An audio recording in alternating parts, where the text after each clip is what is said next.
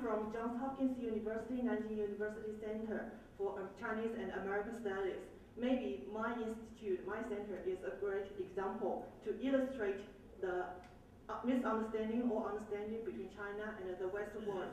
Because in our institute, in our center, half students are Chinese students and half are international students. These international students are mainly from America, but some of them from Europe and other countries totally.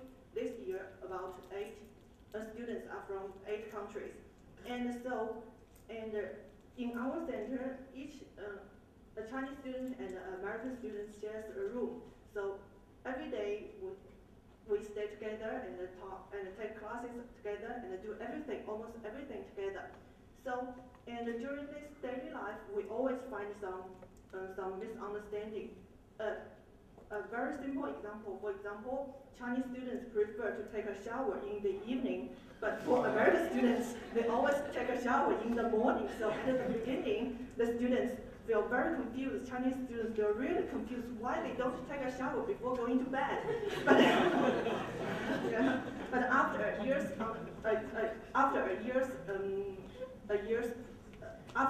and we get used to this simple life custom. But the most important thing is, during this year's study, we can get some understanding between other countries. For example, and we all know during the torch relay in China and in the whole world, and a lot of argument about this torch relay and about the human rights issues, the Tibet issues, and whether China should organize Olympics, and whether the human rights should be more important than sovereignty, and all these things. During this period, we have really hot discussions. At the beginning, Chinese students were really angry, and we are really confused why the Americans or the Western people can't understand us.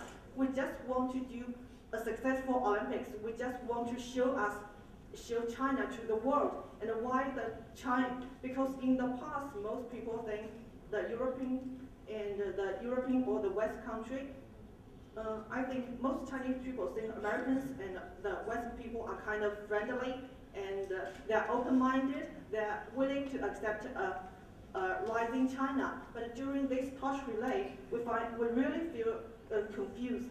But after that, we talked with our American students, and in fact, some of the American students are trying to criticize us, and they try to say, no, China is so bad at air pollution, and the human rights issue is terrible, such kind of things. But during the hot discussion, and we kind of agree something, and it is hard to say we understand each other, but it can say we do agree that disagree always exists, and we can't overcome this disagreements, because China still will arise, and the European or the Western society will still criticize China. But the only right thing to do maybe is to think rationally and try to criticize or value the other culture, the new culture, in a rational way, and not just in a positive or say, no, you shouldn't do that, you should follow our way. This kind of argument is really foolish. And so our conclusion is disagreement always exists, but we should try to learn and value another culture more rationally. Thank you. Well, thank you very much for that presentation. Mine is going to be very snappy. You talked about our impractical expectations. I'm kind of wondering what exactly are those impractical expectations that you refer to in the context of where, that the West has impractical expectations. Thank you. I have a question concerning China-Europe cultural understanding related to your lecture. As we know that China is, as you mentioned, China and Europe are in different developing steps. However, China is more and more open in current global economy. China has a huge market, and China has cheap labor force and other competitive advantage comparing to other countries. So is really they're really exists a current demand for Europe and China to understand each other better. My question is, as you mentioned, there may exist cultural difference and cultural understanding. It's understandable because we have distance geographically. We have distance absolutely culturally. It's understandable. But I want to know if whether you have any proposal or opinions or practical design or this kind of solutions to solve this problem, to make further steps to make Europe and China understand each other better. And in fact, sorry, I didn't introduce myself. I'm from Fudan University, Shanghai, and our team is preparing a proposal about lifelong learning concerning the educational sector of East Asia. And we also consider this kind of cultural distance and cultural issues in our design because we think it's highly related to the educational issues, also the cultural understanding. So I want you to know if you have any ideas, except for conceptual ones, practical designs or this kind of further steps to solve this problem you mentioned in your lecture. Thank you very much. Whenever you talk of the West, I perceive you are not really talking of us. We are Europe, and Europe is West and East together. So dragon and eagle could be two opposite fronts, but we are Beethoven.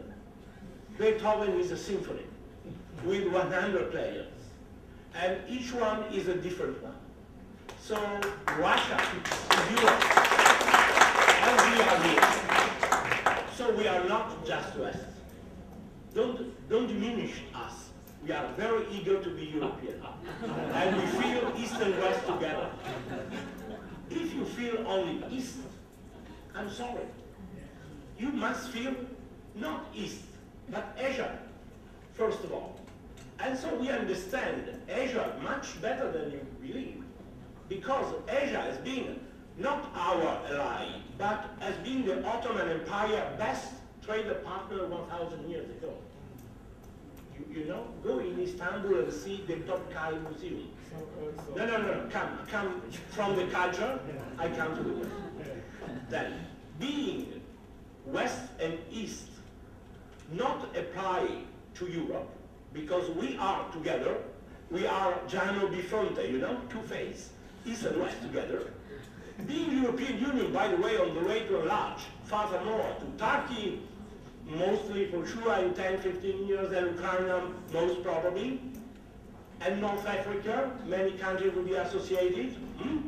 So we are telling that we have no prejudice on China.